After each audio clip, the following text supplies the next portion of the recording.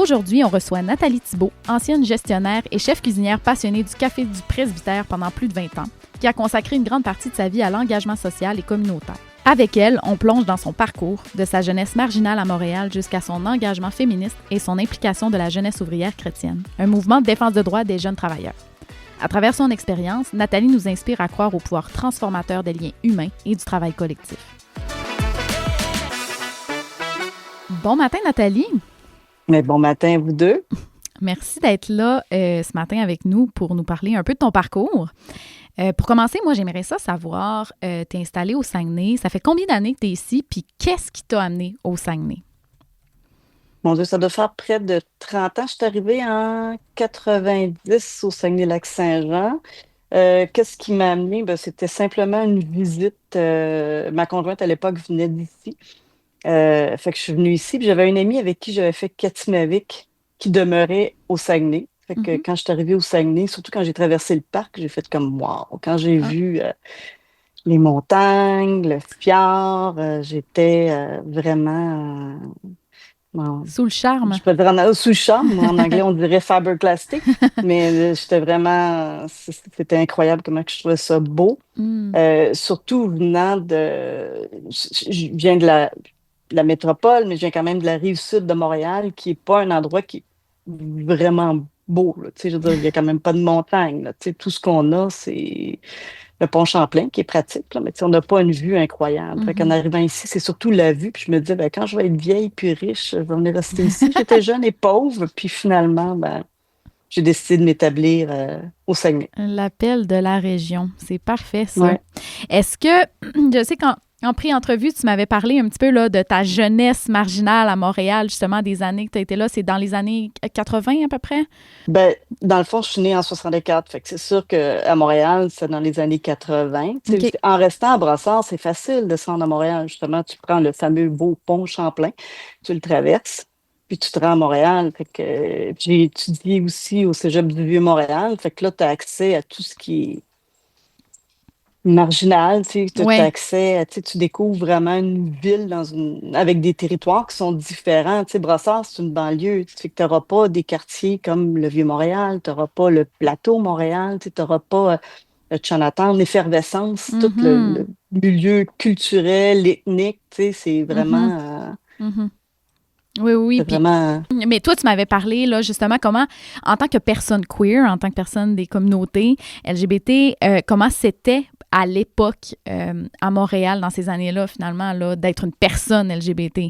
Ben, c'est sûr que si on part de l'époque de la polyvalente, on s'entend que c'était comme pas évident.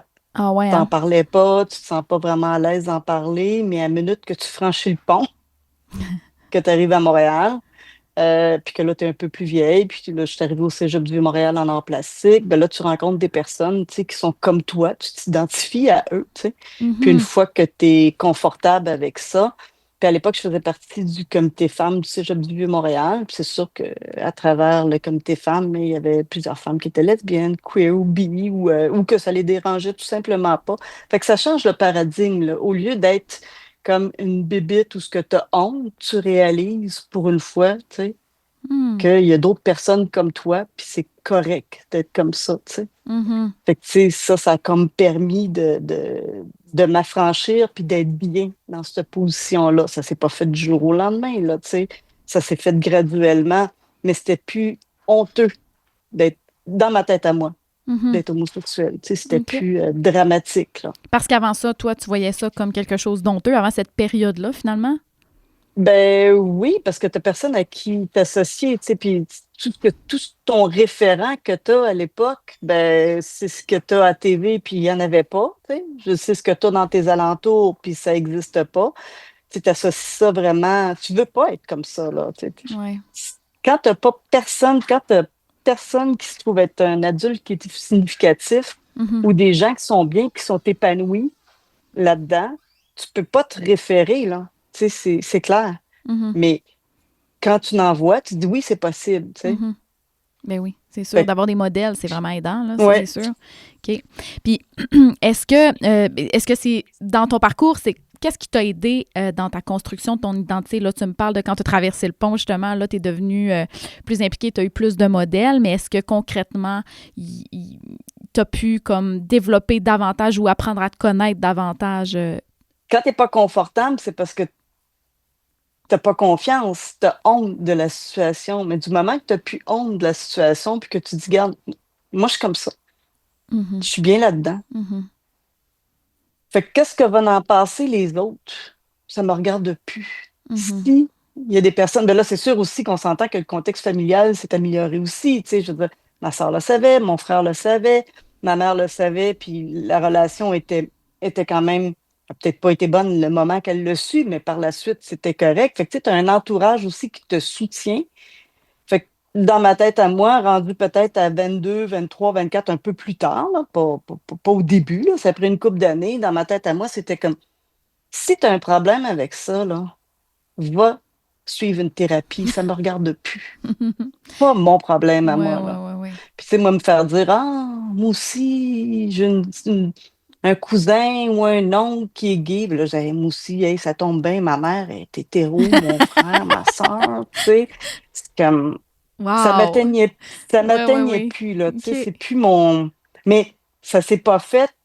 C'est quand j'ai su que j'étais gay, que j'avais 15 ans, je voulais pas être gay, je me disais bi, tu sais. Puis entre le moment où ce que j'étais rendue comme fuck all, ça me Mhm, dérange plus, mhm, j'étais peut-être rendue à 23, 24, là, tu sais, c'est pas...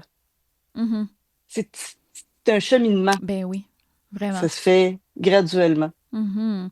Puis, est-ce que quand tu es arrivé au Saguenay, est-ce que tu as vu une différence quand même marquée entre ta vie à Montréal finalement par rapport à toute l'ouverture ou ton cercle Ben, social ici?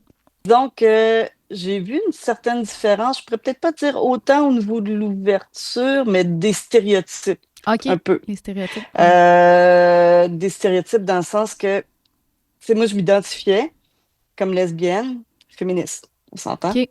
Euh, donc, lesbienne, féministe, on s'entend qu'on n'est pas trop pour les stéréotypes, tu Non, sais, ça c'est sûr, ben ou oui. ce que, Mhm. dans ma vision à moi. Fait que quand je suis arrivée au Saguenay, j'ai trouvé ça un petit peu plus ratchet dans le sens que c'était plus fréquent qu'il y avait des lesbiennes, mettons, j'étais en voiture avec une fille gay, puis qui disait, t'as-tu vu le beau char? Puis là, moi, je faisais, ben, tu sais, je connais rien des voitures. Fait que je faisais, ben, beau, vu, pas. Elle parlait pas du char, elle parlait de la fille. Fait que Ah! Ah, elle ça me parlait de la fille faisait comme étant hérisser. un char? Oui, Je suis pas ouais, sûre ben, de dans le sens, comprendre. as-tu vu le beau char en voulant dire, t'as-tu vu la belle Ah fille? ouais, Tu sais, OK. objectiver. Ah, Ça me. objectifier la personne, là. Ouais, Ouais. mais si tu parlé de char, mais ça OK. voulait parler de la fille, tu sais, Ah ou. ouais. Hmm. Ça m'a complètement. Puis ça, tu voyais moins ça, ouais. Oui, ben, OK. en même temps, je le voyais même moins, peut-être parce que mon réseau était Hmm. féministe, C'est tu sais. ça l'affaire, ouais. Fait qu'en arrivant ici, que tu sors dans un bar ou que tu n'es pas nécessairement dans un réseau féministe, c'est un peu ça que j'avais vécu. Mais Ben je veux oui. dire, si tu arrives dans un réseau féministe, après ça, c'est pour ça que je me suis aussi impliquée à la Fédération des femmes du Québec, parce que là, j'étais dans un réseau Mhm, féministe où mhm. ce que oui, tu peux avoir des femmes gays, pas gays, queer, qu'importe. Puis moi, ça m'importe peu l'orientation sexuelle d'une personne. J'ai sinon plus d'amis hétéros ou, tu sais, c'est pas le. Pour moi, ce n'est pas un critère. Ouais, je comprends. C'est un état, comme, tu sais, il y en a qui se mettent du cutex ou je sais pas, tu sais, c'est comme. Mhm, mhm, Puis il y en a qui sont gays. Tu sais, c'est pas quelque chose qui est. J'en ai pas honte, je m'en cache pas, mhm. mais ça a pas, c'est pas ça qui fait que je vais développer une amitié avec quelqu'un ou que je vais Ouais. développer. C'est les valeurs, tu sais. Oui, tu vas pas avoir tendance à développer davantage de liens avec des personnes Non, LGBT, comme tout, peu importe, c'est qu'on n'importe qui, tant qu'on a les mêmes valeurs ou qu'on a des. c'est ça. Mhm, Oui, je comprends. Ce qui est intéressant aussi de ton parcours, là, Nathalie, c'est que tu as été impliquée là, vraiment au niveau de la jeunesse ouvrière chrétienne. Tu as quand même côtoyé beaucoup là, ben, en tout cas, les milieux militant. religieux. Ben, c'est quand même, Oui, il y a la religion et tout, et on a quand même l'idée que la religion et tout ce qui est diversité sexuelle et de genre, il peut y avoir peut-être des incompréhensions. Mais ben, toi, comment tu l'as vécu, ça? Peux-tu nous en ben, parler? Ben, c'est sûr que la première fois que j'ai entendu parler de la JOC, j'ai fait ah non, ça doit être une secte, c'est religieux, parce que je me dis, entre parenthèses, athée, tu sais, je me disais pas. Ouais. Puis encore là, je suis toujours dans le doute, je vais toujours rester dans le doute, là. Mhm. J'en ai pas d'idée, je suis pas fondamentaliste. Mais il faut faire une différence entre l'Église de droite, puis l'Église de gauche. La Mhm. JOC, qui est la Jeunesse ouvrière chrétienne, qui se situe dans voyons, l'Action catholique, est plus un mouvement de gauche. C'est des gens qui font du travail de milieu. Tout était parti à l'époque par les mouvements d'Action catholique. Si on prend les coopératives, c'était parti avec Mhm. coopératives d'habitation, ça a été parti par les mouvements d'Action catholique. Les entreprises jeunesse, le Café du presbytère a été parti par les mouvements d'Action catholique. Le Café jeunesse, le Carrefour Saint-Paul, la recette. Tu sais, je veux dire, Mhm.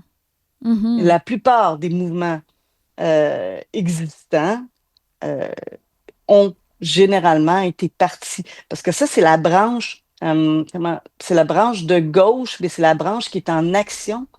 Et puis tantôt, je parlais de valeurs.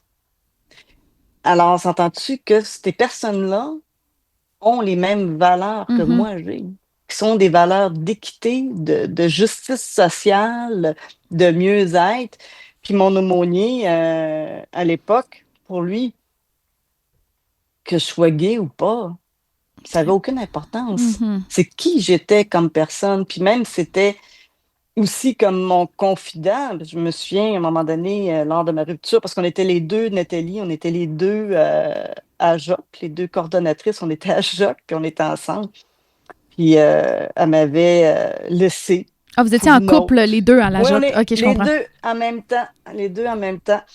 Puis bon, j'étais bien peinée de ça, puis je Mhm. pleurais, puis il était voir Ah, ouais. Gérald, puis il me Ouais, disait, ouais, bah, ouais. tu sais, Nathalie, il dit, t'as le choix, là, tu sais, tu l'acceptes telle qu'elle est. Puis tu sais, dans le fond, à l'époque, on parlait pas de troupe ou on parlait pas de polyamour, mais Non-monogamie, lui, tu là. sais, Ouais. non, non, non, non, lui, il Mhm. mettait ça sur la table, il dit, écoute, ça fait partie de la vie, puis si tu es assez mature ou si tu as la capacité d'accepter ça, ben tu l'acceptes, sinon, ben Ouais. c'est ton choix, Nathalie. Ferme la Mhm. porte, tu sais. Mm. Mais tu sais, il me disait, pour elle, tu vas toujours être, puis tu vas toujours demeurer comme sa quille, tu sais, comme son Ça, rempart. Fait que si ouais. tu acceptes qu'elle revienne au port, c'est à toi de le décider. OK. Fait qu'on avait Puis un on curé parle de ça woke, quand là. même des... Non, mais on parle de ça quand même des années 90, là. Ouais. Fait que quand on parle d'ouverture d'esprit, puis Ouais. d'humain, c'est aussi ça, Ben là. oui, Tu sais, vraiment. euh, moi, j'ai jamais aimé, pour moi, être dans une église, c'est quelque chose qui me... OK, c'est beau, c'est un beau décor, mais c'est jamais de quoi qui dit que je vais dire que je suis en paix ou que c'est une place qui va me ressourcer. Mais Gérald, il disait tout le temps, écoute, la maison de Dieu, hein, plusieurs portes, puis quand vous parlez en mon nom, puis pour moi, quand je dis je parle en son nom, c'est parler de justice sociale, Mhm. d'équité, Mhm. c'est d'être féministe, Mhm. d'être bienveillant, c'est parler en son nom, entre guillemets, là. Mhm. Tu sais. Mhm. Euh, tu feras église. Fait que quand tu es dans cette lignée-là, tu fais église. Tu n'es pas obligé d'être dans une église, tu sais. Je comprends. Ouais, ouais, ouais. Qu'importe qui, là, que ce soit Mahomet, là, je veux dire, moi, j'ai vu Gérald faire des. Il est parti, il venait à Montréal avec moi pour baptiser ma nièce, puis il disait, ben, la maison de Dieu a plusieurs portes. Tu sais, vous pourriez tel. L'important, c'est les valeurs. Tu sais. Il était hyper inclusif. Vraiment? Fait, que- fait que, qu'importe, c'est Mhm. les valeurs pour moi qui comptent. Ben Que oui. tu sois prêtre, que tu sois hétéro, que tu sois queer, que tu sois trans, c'est quelle valeur qu'on partage, ça. Mhm. De ramener ça à la Ouais. base et à l'essence Mhm. humaine plus qu'aux Mhm. étiquettes, finalement, là, Ouais, que les gens tout à peuvent fait. avoir. Oui, c'est vraiment Ouais, intéressant. Fait que ça, c'est une personne qui a été marquante, j'imagine, pour toi, là. très, Oui. très, très, Oui, très. mais c'est quand Ah même, ouais. on dirait que ça vient comme à l'encontre de l'idée qu'on peut avoir d'un prêtre là, ou d'un Puis, aumônier, en puis, tout cas. mais pourtant, tu sais, on est surpris parce que moi, j'ai été quand même des années dans les mouvements d'action catholique. Tu sais, j'ai eu Ouais. Sœur Denise aussi, qui était missionnaire au Brésil, qui travaillait avec les prostituées, les femmes dans la rue, puis que, tu sais, jamais dans le jugement, toujours le bras tendu, toujours pour améliorer les conditions de vie, puis les conditions de travail, mais avec eux, tu sais. Pas Mhm. juste venir en aide, mais que eux deviennent des agents de transformation dans leur milieu. Ben oui. Mhm. Puis il y en a plusieurs. Mais quand on n'est pas là-dedans, on ne peut pas le voir, là. Mais quand on est dedans, on fait comme wow, Mhm. impressionnant. Mhm. Tu sais. Mhm. Ben oui, absolument. Vraiment. Puis, tu sais, je pense que aussi ton parcours personnel est très marqué aussi par le milieu communautaire puis le travail collectif. Puis je pense aussi que tu as travaillé à l'Astuce, la défense de droit et tout ça, au Café du Presbytère également. Micro-entreprendre aussi aujourd'hui. Oui. Ça devient d'où cette envie-là? Qu'est-ce qui te motive à t'investir autant dans tous ces projets-là, finalement? Ben, on est encore là. C'est une question de valeur. Quand tu as le sentiment que tu travailles pour quelque chose de plus grand que toi, Mhm, mhm. que tu travailles pour le bien commun, que tu travailles pas juste pour la paye, mais que si ça vient correspondre à tes valeurs, si ça correspond pas à mes valeurs, peut pas tu passes plus de temps au travail que tu passes dans ta vie privée. Je comprends. Fait que pour toi, il y a Fait vraiment que cette importance-là que oui, ce que tu fais soit en cohérence avec la personne que tu es, et non que ce soit comme un oui, travail oui, pour gagner avec sa mes vie, là, valeurs. tu sais. C'est sûr que à travers ça, tu sais, Gérald il me disait tout le temps, c'est sûr que tu sais, si on revient, mettons, à la JOC, quand je participais à Pastoral Jeunesse, puis il fallait se donner à la main, là, tu sais, puis chanter une petite chanson, là, j'aimais Ouais. pas vraiment ça, là, tu sais. Pas vraiment. C'était pas ton Mais truc. là, Gérald, il me disait, écoute, Nathalie, ça, c'est la partie de ton travail où ce que tu es payé. On l'aime, Jusque-là, Gérald, dans le fond. oui, oui, oui, on aime Gérald. J'aurais Puis aimé là, ça, le rencontrer. oui, ça signifie travail, ça, Oui. tu sais, travail Oui. aussi. Fait que faut aussi, tu sais, je veux dire, faut aussi faire ça aussi, tu sais, c'est comme, puis Oui, je qu'importe, moi, j'ai comprends. pour mon dire, je me souviens au début, quand je suis arrivée, mettons, à micro-entreprendre, les prévisions financières, Mm. tu sais, ou peut-être, mais tu le prends comme un défi. Oui. Qu'importe ce que tu fais, tu le prends comme un défi, puis tu finis par en avoir l'importance Mhm. que ça finit par te passionner, tu sais, Ben c'est oui. comme... Mhm. Tu Puis finis. pour, Mm. oui, puis pour le café, ben, écoute, le café, c'était quand même un gros défi, là. Mhm. C'est de partir un café, ça a commencé petit, petit, petit. Mais c'est ça, à chaque fois, j'avais comme des défis nouveaux, ce que je me suis réalisée à travers ça. Puis il y avait aussi tout l'aspect humain. Là, au café, il y avait des gens qui étaient là, qui étaient en insertion socio-professionnelle, le but était vraiment que ces personnes-là qui aient une prise en charge. Tu sais. Mhm.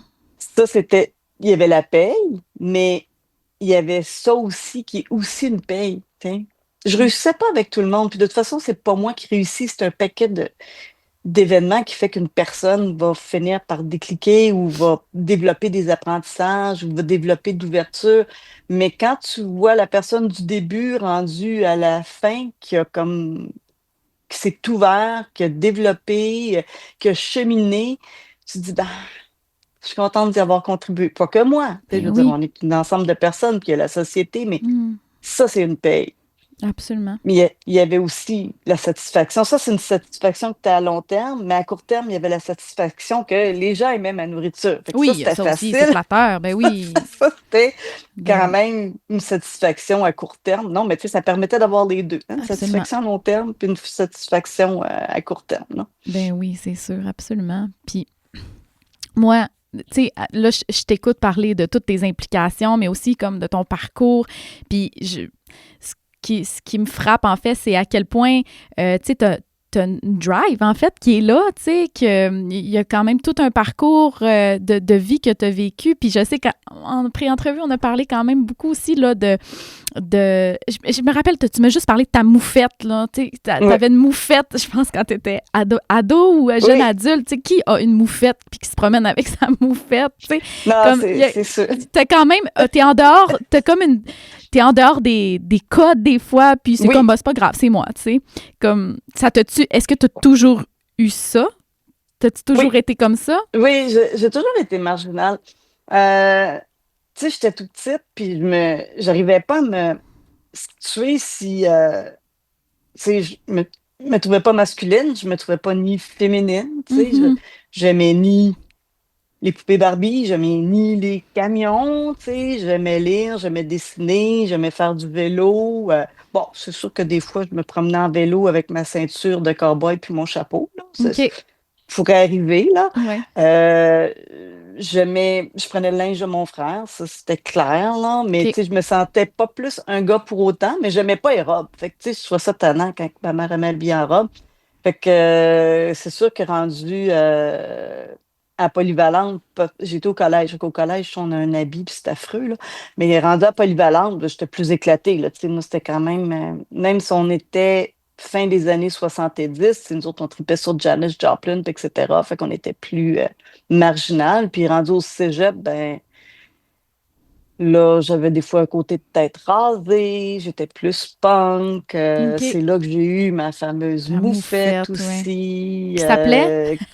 C'était Elle quoi? s'appelait Chanel. Chanel, la La moufette. moufette. Chanel. J'ai voulu Cute. l'appeler Sophie comme ma petite sœur, mais ma mère n'a pas voulu. Je Ah, mais là, il comprends. faut faire En tout cas, opérer ça, là, sinon, elle était opérée. OK, ça s'opère, ça. Elle était opérée. À l'époque, je pouvais pas avoir de chat parce que j'étais allergique. Puis ma mère, elle avait vu une émission à TV qui s'appelait Boubou. Puis la madame, elle élevait des moufettes. Puis à l'époque, on pouvait en acheter des moufettes. Fait que Ah, j'étais avec elle chercher ma moufette à la moufetterie à ben Trois-Rivières. voyons, Puis je l'ai la ramenée à la moufetterie. maison.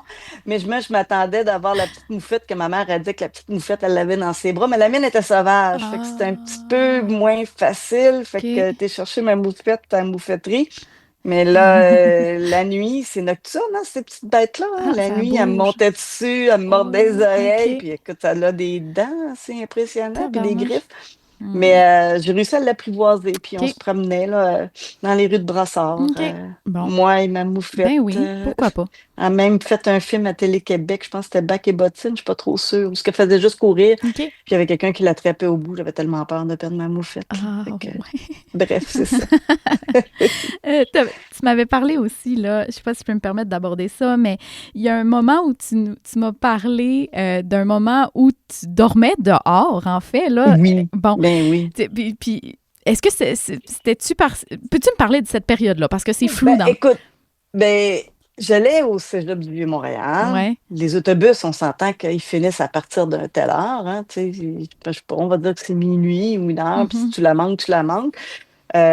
Puis à l'époque, je me couchais quand même un peu plus tard que maintenant. Maintenant, je me couche à 8h30, mais à cette époque-là, je me couchais à l'heure que, tu sais, à Mhm. 2, 3, 4 heures. Aujourd'hui, on est jeune, on est nocturne. Mhm. Puis ça me tentait pas de déranger qui que ce soit pour...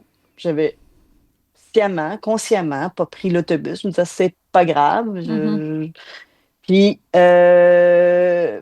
j'avais pris l'habitude d'aller me coucher au cégep, coller ses portes. Mhm. Puis quand que le cégep ouvrait, ben, je rentrais. Bon. Puis j'allais me coucher à l'infirmerie. C'est OK. pas plus compliqué que ça, là. Tu sais, OK. je veux dire, si un gars le fait, moi, je peux le faire, là. Ben oui. Ben oui. Puis t'avais Tu pas sais, peur. je veux dire, T'avais pas de non, crainte à ce moment-là. non, Pas de... Non, OK. non. Des fois, ça m'arrivait de dormir sur un banc de parc aussi. Avec ma chum Josée, mais je trouvais que c'est plus safe quand même, plus proche de l'infirmerie, là. Non, je OK. j'avais pas vraiment peur, mais il faut dire aussi que j'ai passé, tu sais, jeune, j'avais un frère, puis mon frère avait pas de frère, fait que, tu sais, j'ai appris à me défendre, là. Mhm. Ouais. On avait un punching bag. Ma mère, ouais, c'est ça pour dire aussi, ma mère était pas sexiste, tu sais, moi aussi, j'avais le droit d'avoir des gants de boxe ou, tu sais, j'ai pas été élevée. Ma mère était pas très conformiste non plus, là, tu sais. Fait que, Mhm. mis à part les petites robes jeunes, là, Ouais, mais elle faisait pas la distinction entre ton frère et toi, finalement, au niveau des... tu sais, je veux dire, on avait, tu sais, je pouvais jouer avec les briques pierre à feu, là, à Ouais, monter t'avais le... des, Ouais. tu sais, j'étais pas confinée dans un rôle féminin. Fait que, bref, il y avait un gars qui me jasait, je jase, parce que, tu sais, je suis pas bête, là. Fait que, là, à un moment donné, j'ai dit, c'est assez, je veux dormir parce que quand même, là, tu sais, que je Oui, dorme quand même un peu, là, oui, avant oui. que j'aille mon premier cours. Fait que lui, il décide qu'il détache mes pantalons, puis que le temps, qu'il a envie. Et moi, j'ai pas envie, là. Je t'ai Mhm. rien demandé, là. Mhm. J'ai pas fait de signe comme quoi que j'avais envie qu'il me pénètre, là. Pas du tout. Fait qu'il embarque sur moi. Moi, j'étais fâchée, j'étais vraiment fâchée. Fait que je Mhm. l'ai pogné par mes jambes arrière. Parce que j'étais couchée, fait qu'il m'a embarqué dessus. Je l'ai pogné par mes jambes arrière, puis j'ai ramené la tête.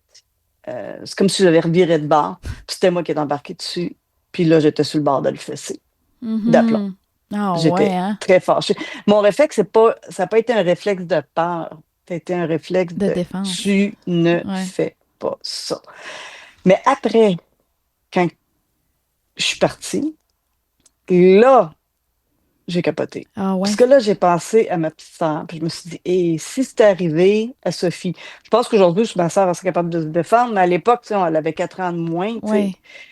Puis Mhm. là, je me disais, ouais, tu sais, moi, ça va, je sais me battre, mais c'est une autre femme qui sait pas se battre, tu sais. Fait que c'est là que les scénarios ont commencé, là, Oui, finalement, après, là. puis là, ça Ouais. m'a comme perturbée. Ben oui. Mhm. Euh, Puis c'est pas pour autant que j'ai eu plus peur, mais c'est comme Mhm. si je me suis dit, ouais, je suis peut-être comme pas comme tout le monde non plus, là. Mhm. Euh, C'est pas tout le monde qui aurait ce réflexe-là, maintenant.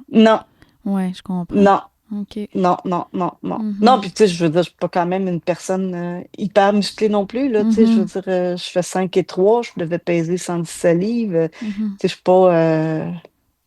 pas Mhm. baraquée, mais je suis nérée. Mais tu notes dedans. Oui, Mais justement, oui. tu notes dedans. Mettons qu'on aurait quelqu'un qui nous écouterait puis qui trouverait ton histoire inspirante. C'est quoi, toi, que tu... ce serait quoi ton message d'espoir ou encore, qu'est-ce que... C'est où tu vas chercher cette force-là ou cette drive-là, justement, euh, pour traverser les épreuves, là, finalement? Ben, moi, je pense qu'il faut avoir confiance Mhm. en soi. Puis, c'est sûr qu'il y a eu des moments où ça n'a pas toujours été facile, mais tu sais, je pourrais citer Nicole Bordelot, tu sais, tout passe. Tu sais. Mhm. Ça finit par passer. Oui, je comprends. Faut pas, faut pas ignorer, il faut pas, tu sais, mais la douleur est présente. Faut pas ignorer la douleur. La douleur, elle est présente. Mais la souffrance, dans le terme de gratter le bobo en continu, c'est peut-être pas nécessaire, là, tu sais. Mhm. Mais la douleur, elle est réelle. Oui, Tu elle est peux là. pas la négliger, tu peux pas. La tasser. Mhm. Non, non, Mhm. non, non, non, non. Mais jouer dans le bobo, ça, c'est autre chose, tu sais. Mhm. Et puis, à ton avis, comment tu penses que ton parcours aurait été si tu avais grandi dans le contexte actuel plutôt que dans les années 80? Penses-tu que ce serait différent? Ben, je pense que par rapport à l'homosexualité, c'est beaucoup plus facile, tu sais. Mhm. T'as beaucoup plus, tu sais, tu en vois à TV, t'en vois partout. Je pense, peut-être pas la même chose pour ceux qui sont trans, hein. Ouais. Mhm. Quoique il y a quand même de l'ouverture, mais c'est plus facile d'être gay, d'être queer dans le monde actuel qu'à mon époque. Moi, je te le cacherai pas, là, qu'à 15 ans, là, j'en parlais à personne. Il n'y a Ouais. personne qui le savait, là. Mhm. Ça m'a pris au cégep avant de le dire. Puis même mes amis proches, je le savais pas, là. Mhm. Pas du Mhm. tout. Puis quand je l'ai appris à une de mes meilleures amies, qui s'appelait Nathalie aussi, elle me disait, bon, mais pourquoi tu me cachais ça? J'étais ta meilleure amie, tu sais. Mhm. Ben, Ouais. parce que moi, je ne voulais pas ça non plus. Ouais. Je comprends. Je voulais pas être comme ça. C'était comme une partie de moi-même qui était honteux, tu sais. Mhm. Parce que, comme j'ai dit au début, j'avais pas de référent, Mhm. tu sais. Mhm. C'est comme une tare. Mais aujourd'hui, tu as des référents partout. C'est, Diversité 02 existe, tu sais. Je veux dire, tu sais, Mhm. les gens sont conscientisés par rapport à la réalité des Ouais. personnes LGBTQ. Ouais. Il peut y avoir des gens qui sont pas en accord avec ça. Puis comme je dis, ça, c'est leur problème, ils iront en thérapie. Mais les gens sont beaucoup plus conscientisés. Fait qu'il y a quand même plus d'ouverture, là. Fait qu'à ton avis, c'est plus facile aujourd'hui d'être une personne LGBT qu'autrefois. Pour moi, oui. OK. Définitivement. OK. Définitivement. Mhm. Mais je dis pas trans, par contre, là. Ça, Oui, je c'est un autre paire comprends. de Par manches, là. rapport à l'orientation sexuelle. Ouais. Est-ce que tu penses qu'il y a des choses qui peuvent être plus difficiles aujourd'hui? Euh, je crois que c'est plus en lien avec les réseaux sociaux. Mais je ne sais pas par Oui. rapport aux jeunes OK. homosexuels si c'est plus difficile, mais je sais que par rapport aux trans ou bien par rapport à n'importe quel jeune qui soit différent, je pense qu'ils peuvent être facilement intimidés Hmm. par rapport aux réseaux sociaux, ce qu'on n'avait pas aujourd'hui. Mais écoute, je ne suis pas sociologue, mais je ne suis pas certaine que ce soit spécifique Je comprends. euh, aux homosexuels. OK. Mais il y a peut-être des statistiques qui disent qu'il y a un plus grand pourcentage, tu sais, Oui. qui peuvent être stigmatisés, tu sais. Mhm. Bien, en tout cas, Nathalie, je te remercie pour tes beaux partages. Je pense que c'était vraiment super inspirant. J'espère qu'on aura l'occasion de se recroiser, peut-être à Oui, micro-entreprendre pour les gens qui veulent, qui veulent venir te voir, justement, là. Donc, je te souhaite une belle journée. ben merci infiniment, c'était un plaisir. Ça me permet de reculer un peu dans le temps. Oui, C'est bon. un petit voyage dans le passé.